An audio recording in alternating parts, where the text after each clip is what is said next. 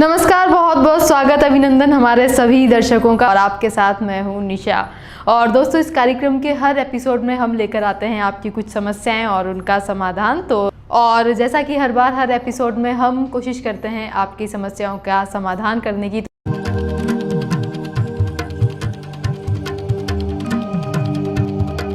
आज एक बार फिर से कार्यक्रम में हमारे साथ हैं आचार्य शिव कुमार गौतम जी। तो चलिए बिना किसी देरी के कार्यक्रम की शुरुआत करते हैं। और सबसे पहले स्वागत आचार्य जी। अगर किसी परेशानी से आप जूझ रहे हैं तो आचार्य जी उसका समाधान करने के लिए हमारे साथ हैं। अगर आप कोई सवाल पूछना चाहते हैं तो आप हमें व्हाट्सएप कर सकते हैं। व्हाट्सएप नंबर आप अपनी स्क्रीन पर देख सकते हैं। और अगला सवाल अब हम शामिल करने जा रहे हैं। समर शर्मा जी का ये सवाल है। और आचार्य जी, इनका कहना है कि ये पहले रेंट के मकान में रहा करते थे और 8 महीने पहले जब इनके पिताजी का देहांत हुआ तो अपने पुश्तैनी मकान में ये अपने 3 भाइयों के साथ अब रह रहे हैं। और जब से ये अपने नए मकान में शिफ्ट हुए हैं तब से इनके 3 बार एक्सीडेंट हो चुके हैं और सब बने बनाए काम लगातार बिगड़ते जा रहे हैं। तो ये जानना चाहते हैं कि जिस नए मकान में ये अभी रह रहे हैं वो इनके लिए शुभ है या नहीं। इनकी जन्म तिथि है 18 अक्टूबर 1980 और जन्म का समय दोपहर 3:18। जी, समर शर्मा जी, मैं आप कुंडली देख पा रहा हूँ। जो आपने मकान लिया हुआ है, या तो ये दक्षिण मुखी मकान है और या फिर शेरमुखी मकान है। जो शेरमुखी मकान में जो प्रॉब्लम्स आ रही हैं आपको जो है, और आपका इसको देख लगता है कि आपके परिवार में किसी न किसी का स्वास्थ्य भी प्रॉब्लम कर रहा है इसको देखते हुए। तो या फिर दक्षिण मुखी मकान है तो इसमें आपका मन शांत नहीं रहेगा, अशांत रहेगा इसमें। तो उसके लिए एक उपाय है, आप इसे कीजिएगा कि 108 मंत्र आप जो है गायत्री मंत्र बोलें और हवन करवाएं उसमें मकान में। और उसके बाद में हवन कराने के बाद में कम से कम 2 कन्याओं को 3 कन्याओं को खाना खिलाएं उनको वहाँ पर। और उसके बाद में जो आपके पितृ लोग हैं, जो पितृ हैं, मतलब जो परिवार में जो जा चुके हैं, बाबा परदादा जो भी है पितृ लोग हैं, एक उनके नाम से एक किसी भी गरीब ब्राह्मण को, गरीब लोग को, किसी को भी वो अपना उसको खाना खिलाएं, उसको कपड़े वगैरह इत्यादि दें उसको जो है। और जितने भी पितृ लोग हैं उनसे सबों से माफ़ी मांगें कि जो गलती हमसे हुई हैं, क्योंकि इनका पितृदोष से ही प्रॉब्लम्स आ रही है इनके घर में। तो वो आए हैं तो जो है। उसके अलावा आप जो है डेली गंगा जल लें पूजा के टाइम और पूरे घर में उसको छिड़क दें, मतलब जहाँ भी अपन रह रहे हैं उसमें में। और ये मुश्किल से 2 महीने बाद में आपका जो है सब कुछ नॉर्मल हो जाएगा, कोई इशू नहीं रहेगा इनके साथ में। और ये कार्य कराएं, 100% उनको फ़ायदा हुआ जी। सर जी, अगला सवाल ले लेते हैं कार्यक्रम का। और ये जो सवाल हमें भेजा है ये है संध्या मेहता जी। इनकी डेट ऑफ बर्थ है 14 नवंबर 1978 और इनका जो बर्थ टाइम है वो है सुबह 5:11। और आचार्य जी, इनकी समस्या ये है कि पिछले 4 साल से ये बीमार चल रही हैं और सभी अच्छे डॉक्टर्स को ये दिखा चुकी हैं पर इनकी सेहत में कोई सुधार नहीं हो पा रहा है और इस वजह से ये काफ़ी परेशान भी है। तो ये जानना चाहती कि इन्हें क्या उपाय करने चाहिए, कैसे समाधान हो सकता है। संध्या जी, मैं आपका डेट ऑफ बर्थ है 14 नवंबर ऑफ 78 और टाइमिंग है इनका 5:11 शाम सुबह का। तो संध्या जी, मैं आपको बताऊं, आपको एक तो आपका जो प्रॉब्लम्स हैं, मेन प्रॉब्लम्स है पितृदोष आपकी कुंडली में आ रहा है। और पितृदोष जब होता है कुंडली में तो पूरा परिवार का स्वास्थ्य में प्रॉब्लम आती है, अनबन होती है, मनमुटाव होता है। आपके कुछ काम होते रुक जाते हैं, आपके कुछ काम जो है, तो वो ये सब थोड़ा इशू होता है पितृदोष का जो है।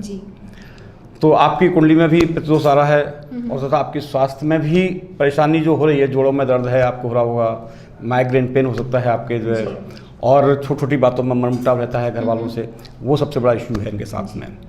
तो इसका, और वो भी जो है करीबन 3 साल से आपके कुछ अधिक ये प्रॉब्लम्स आ रही है इनके साथ में। तो आप इसके लिए एक उपाय करें, आप जो है कि शनिवार के दिन काले कुत्ते को आप तेल से चुपड़कर रोटी खिलाएं। और दूसरा उपाय है कि आप जो है कि आप हर अमावस्या के दिन खीर बनाएं और सुबह खीर का कंडी लेके एक पे, और अपन जो इस पे बोलते हैं आग लगा, अग्यारी बोलते हैं उसको जो है, तो उस पर उसका भोग लगाएं और जलती हुई आग पर भोग लगाएं। जैसे अगर धुआं हो जाता है, धुएं में भोग न लगाएं, जलती हुई आग पर भोग लगाएं उसके खीर का। और उस खीर को आप किसी गाय को दे दें। बिल्कुल। और जो अगर आग बुझ जाती है, जोत बुझ जाती है उसकी जो है, बुझने के बाद में पूरे घर में उसको अपन घुमा देते हैं उसको जो है। तो घुमाने के बाद में जो आपके जो पितृदोष का है वो है, वो काफ़ी कुछ कम हो जाएगा उससे जो है।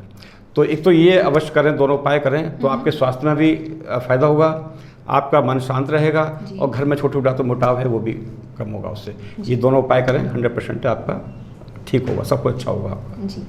तो संध्या जी, उपाय आपको आचार्य जी ने बताया, और हम यही कामना करते हैं कि आप सेहतमंद रहें और जल्द से जल्द आपकी सभी बीमारियों का अंत हो। और दोस्तों, प्रोग्राम में हमारे पहले कॉलर हमारे साथ जुड़ चुके हैं, तो आइए इनसे बात करते हैं। हेलो जी मैडम। हेलो जी, स्वागत है आपका प्रोग्राम में। कौन बात कर रहे हैं सर? मैं देव अरोड़ा बोल रहा हूँ मैडम। जी, क्या प्रश्न पूछना चाहते हैं आप आचार्य जी से? मैं अपने माता पिता की इकलौती संतान हूँ जी। मेरी पत्नी और माता पिता के बीच हमेशा तनाव बना रहता है, जिसकी वजह से घर का माहौल नेगेटिव होता जा रहा है। जी। मैं अपने पेरेंट्स से अलग नहीं होना चाहता और पत्नी से भी दूर नहीं होना चाहता। जी। कोई समाधान बताएं। जी बिल्कुल। देव अरोड़ा जी, जी सर। आपकी डेट ऑफ बर्थ क्या है आपकी? 24 मई 1990 सर। और टाइमिंग क्या है, बर्थ टाइम क्या है? रात को 3:31। अच्छा, तो देवरा जी, आपकी जो समस्या है वास्तव में जायज़ समझता है कि हम पत्नी को भी उस केस में नहीं छोड़ सकते और अपने पेरेंट्स को भी नहीं छोड़ सकते हैं। बिल्कुल सही है, आपका सोचना बिल्कुल ठीक है। तो मैं आपकी जो कुंडली देख पा रहा हूँ अभी, इसमें राहु और शनि का जो प्रभाव आ रहा है, तो उसकी वजह से जो घर का माहौल जो खराब हो रहा है घर का, वो मेन समस्या है आपकी। तो उस केस में आपकी पत्नी और जो पेरेंट्स में जो नहीं बन पा रहा है, तो इससे जो है प्रॉब्लम्स सी हो जाती हैं कि आपका जो शनि का प्रभाव शनि 7.5 आपकी थी, लेकिन वो अभी आपकी 3 महीने पहले, तो मई में जाके आपकी ख़त्म हुई है 7.5 पे। लेकिन आप देख रहे होंगे कि इस बीच में 3 महीने के मंथ में आपका लड़ाई झगड़े का भी थोड़ा सा कम हुआ होगा प्रभाव जो है।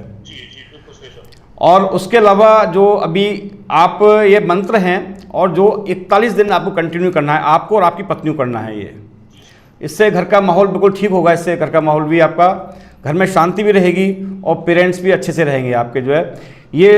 हाँ, जो मंत्र को याद रखिएगा, ओम नमः शिव शक्ति रूपाय नमः, ओम ग्रह शांति शांति शांति कुरे शांति, ये आपका मंत्र है। आप इसको 41 दिन कंटिन्यू करें इसको जो है, और निश्चित ही आपको फ़ायदा होगा।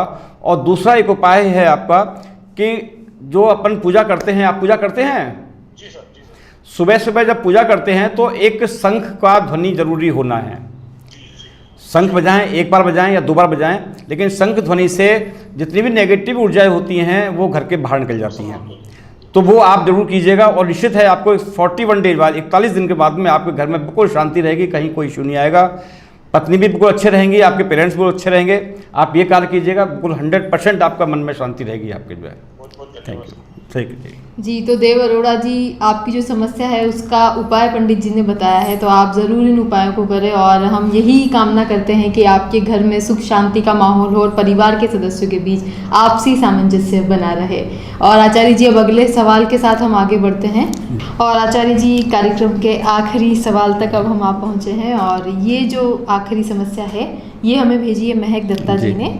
इनकी जन्म तिथि है 21 जनवरी 1990, और इनका जो जन्म का समय है वो है रात्रि 4:17 जी। ये जानना चाहती है कि इनके हस्बैंड प्रॉपर्टी के बिजनेस में हैं और एक नया घर खरीदना ये चाहते हैं, और घर इन्होंने पसंद कर लिया है। अब इनका सवाल ये है कि घर ये अपने नाम से लें या अपने पति के नाम से, इसके बारे में ये आपसे समाधान चाहती हैं।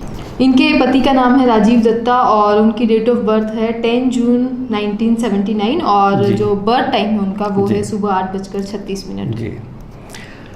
महक जी, मैं देख पा रहा हूँ कि आपकी कुंडली, जो आपकी डेट ऑफ बर्थ है 21 जनवरी 1990 है, का जो टाइम है 4:17 का रात्रि का।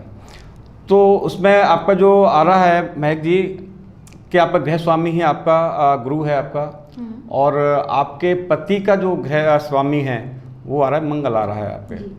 तो उसके अलावा भी आपके शनि का जो प्रकोप है, जो शनि का निम्न आ रहा है, आपका नीच का आ रहा है शनि, और आपके पति का है उनका शुक्र नीच का आ रहा है।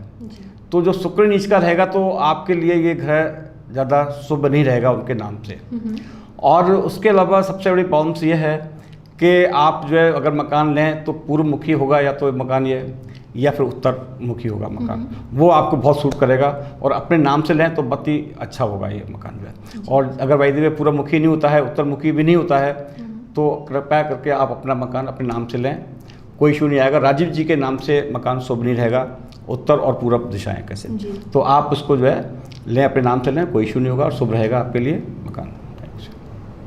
तो महक जी, आचार्य जी ने बताया आपको समाधान, और आपको अपने नए मकान के लिए बहुत बहुत शुभकामनाएं। और इसके साथ ही दोस्तों हम ये कहना चाहते हैं कि अगर आप भी किसी समस्या से, किसी परेशानी से घिरे हुए हैं तो आप भी हमें व्हाट्सएप कर सकते हैं, मैसेज कर सकते हैं और अपनी समस्या का समाधान जान सकते हैं आचार्य शिव कुमार गौतम। इसके साथ ही आचार्य जी, कार्यक्रम की अब आखिरी पड़ाव पर ही हम आ गए हैं, तो आज कार्यक्रम का सफर बस इतना ही। और आपने हमारे दर्शकों के लिए वक्त निकाला, हमसे जुड़े, इतने अच्छे समाधान बताए, उसके लिए आपका बहुत बहुत धन्यवाद। तो दोस्तों आज के कार्यक्रम में बस इतना ही। अगले एपिसोड में आपसे फिर मुलाकात होगी कुछ नए सवाल और उनके जवाबों के साथ। तब तक के लिए बने रहिए हमारे साथ। और हाँ, चलते चलते फिर आपको याद दिला दें कि चैनल को लाइक करना, शेयर करना और सब्सक्राइब करना ना भूलिएगा। इजाज़त दीजिए निशा को, नमस्कार।